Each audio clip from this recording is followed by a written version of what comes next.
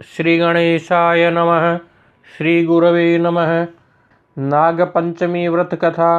भगवान शंकर ने सनत कुमार से कहा, अब मैं तुम्हें श्रावण शुक्ल पंचमी को किए जाने वाले व्रत नाग पंचमी व्रत के बारे में बताता हूँ। ध्यान पूर्वक सुनो। साधक को चाहिए कि वह एक दिन पहले केवल एक समय भोजन करे। पंचमी वाले दिन स्वर्ण या रजत निर्मित नाग लेकर नक्त व्रत करना चाहिए। नक्त व्रत रखकर बढ़ई या कुंभार से 5 फनों वाला नाग बनवाकर उसकी पूजा करनी चाहिए। अपने घर के मुख्य द्वार के दोनों तरफ गोबर से 5 फनों का नाग बनाकर कटोरे में दूध रखकर उसकी धूप, दीप, गंध, अक्षत, करवीर, मालती, चमेली तथा चंपा के फूलों से पूजा करनी चाहिए। ब्राह्मणों को शुद्ध घी के लड्डू तथा खीर का भोजन करवाना चाहिए। कालीय नाग, तक्षक नाग, शंखपाल, वासुकी, शेषनाग, पद्मनाग आदि नागों को हल्दी व चंदन से दीवार पर बनाकर तथा नागमाता कद्रू को भी अंकित कर पुष्पों से पूजा करनी चाहिए। पूजन के पश्चात घी और खांड मिलाकर उनको दूध पिलाना चाहिए। उस दिन लोहे की कड़ाही में पकवान बनाना वर्जित है। गेहूं और दूध की खीर बनाकर भुने चने, धान का लावा और भुने जौ नागों को देने चाहिए एवं स्वयं भी उपरोक्त वस्तुओं का भोजन करना चाहिए। परिवार वालों को भी भोजन में यही वस्तुएं देनी चाहिए। सांपों की बांबी के पास गान वाद्य द्वारा उत्सव मनाना चाहिए। ऐसा करने वाले मनुष्य को जीवन भर कभी सर्प डसने का भय नहीं रहता।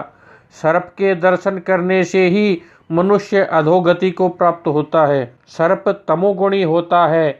विधि पूर्वक ब्राह्मण सहित नाग का निर्माण कर पूजा करनी चाहिए। इस तरह 12 महीनों की शुक्ल पक्ष की पंचमी का व्रत करना चाहिए। वर्ष की समाप्ति पर शुक्ल पक्ष पंचमी को फिर से नागों का पूजन करना चाहिए।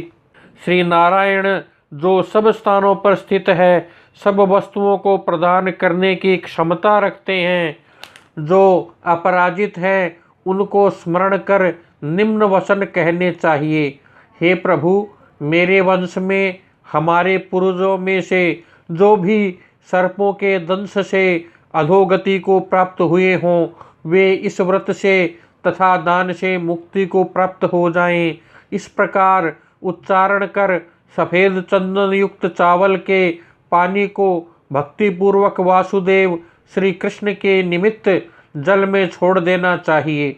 इस प्रकार व्रत, पूजा और दान से साधक के वंश में सर्पदंश के कारण मरे होंगे या भविष्य में मरने वाले होंगे, हे सनत कुमार, वे सब सर्प योनि से मुक्त होकर स्वर्गलोक में पहुंच जाएंगे। इस प्रकार व्रत करने वाला अपने वंश का उद्धार कर शिवजी के सानिध्य में पहुंच जाता है। हे सनत कुमार, जो मनुष्य नाग की हत्या करते हैं, उनके परिवार में अगले जन्म में पुत्र नहीं होता और यदि होता है तो अधिक समय तक जीवित नहीं रहता। महिलाओं की कृपणता के कारण भी प्राणी को सर्प योनि प्राप्त होती है। जो दूसरों की अमानत हजम कर जाते हैं, वे भी सर्प योनि में जाते हैं। जो प्राणी विभिन्न कारणों से सर्प योनि में चले जाते हैं, उनके उद्धार का एकमात्र रास्ता नाग पंचमी का व्रत ही है।